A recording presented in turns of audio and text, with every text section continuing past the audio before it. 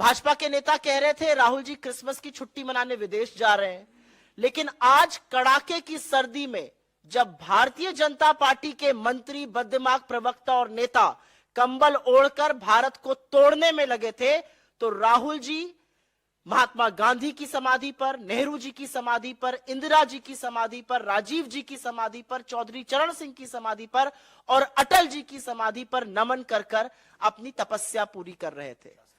शास्त्री जी की समाधि पर भी। और यहां पर जयराम सर ने कुछ दिनों पहले बोला था कि इनको माफी मांगनी चाहिए ये झूठ बोलने के लिए।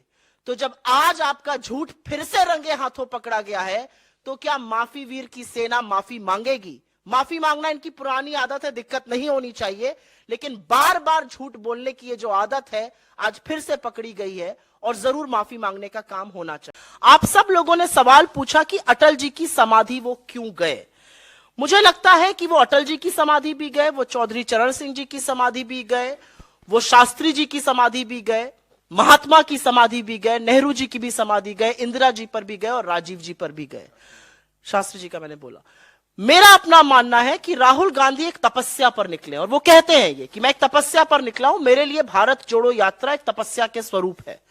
और जब आप तपस्या करते हैं तो आप सबको जोड़कर चलने की कोशिश करते हैं। हमारा अपना मानना है कि भारतीय जनता पार्टी के लोग भी अगर यात्रा में शामिल होना चाहें, जो पहले हाथ बांध के दफ्तरों के ऊपर खड़े रहते थे और अब अभिवादन करते हैं हाथ जोड़कर जब हमारी यात्रा उनके दफ्तरों के बाहर से निकलती है, ये बदलते भारत का स्वरूप है। अटल जी की जहां तक बात है, हर व्यक्ति का इस देश को बनाने में कंट्रीब्यूशन है। और जब राहुल जी वहां जाते हैं तो वो एक ऐसे व्यक्ति की समाधि पर गए जिन्होंने 2002 में गुजरात के मुख्यमंत्री को और आज के प्रधानमंत्री को राजधर्म की शिक्षा दी थी। और मुझे ऐसा लगता है कि राहुल गांधी जी को अटल जी की समाधि पर देखकर आज के प्रधानमंत्री को अपना राजधर्म जरूर याद आना चाहिए और उनको उसका पालन करना चाहिए जो अटल जी उनको कभी सिखाना चाहते थे। राजनीति बड़े मन से की जाती है और वही काम राहुल गांधी जी ने किया आज।